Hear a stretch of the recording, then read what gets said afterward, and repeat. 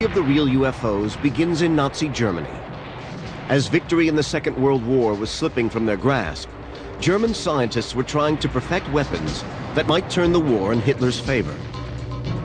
One of these was Victor Schauberger, an inventor who had produced models for a flying saucer.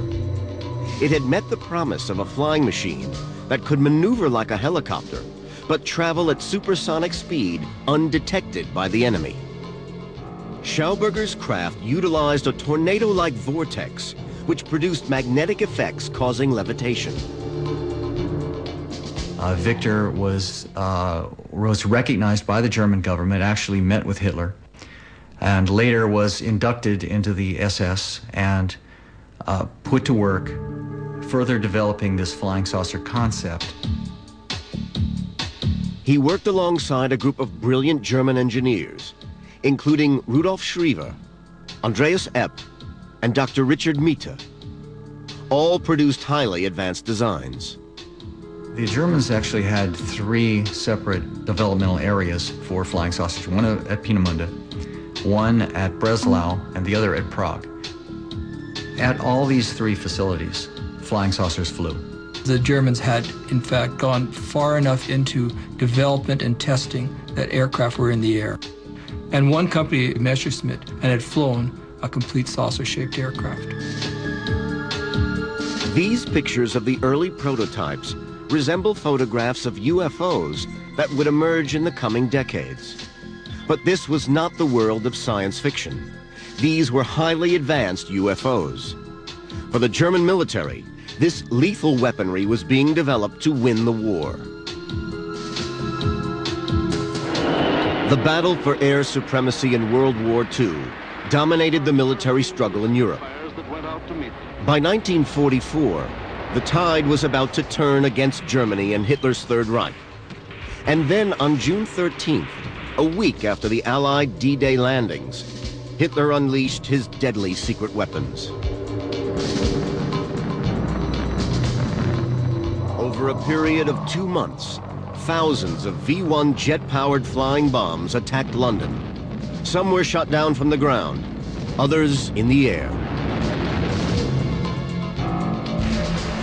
This deadly development in warfare technology was to start a whole new era of military aviation history. The use of flying saucer technology to produce even more efficient killing machines was to be the culmination of this research. During the Nazi period, we had a flowering of new thought, of scientific thought, of technological development. These scientists were freed up to do a lot of work. They developed science in every field that is relevant in our lives today. And as a matter of fact, we're still living off that carcass. But there was nothing new about the basic principles of rocket science.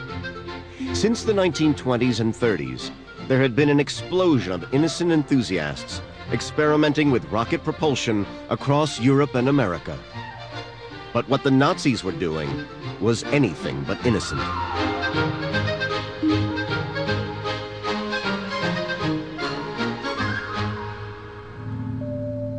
At their deadly weapons research facilities, scientists were working on a new generation of weapons. And alongside the rockets and missiles, real UFOs were a crucial part of that program.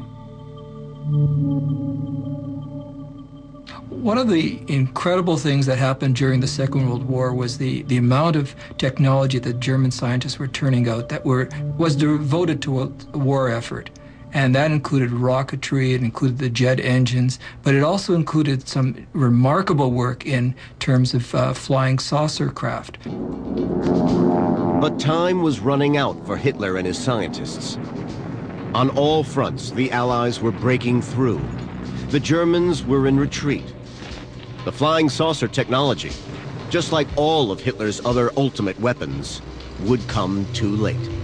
Even right to the very end of the war, it seems they really believed that these super weapons, these super delivery systems, were going to be able to at least stall the Allies and they were going to be able to arrive at some sort of political settlement of the war. Hitler's dream of winning the war with his super weapons never came. By May 1945, the final battle for Berlin had started. The war in Europe was virtually over.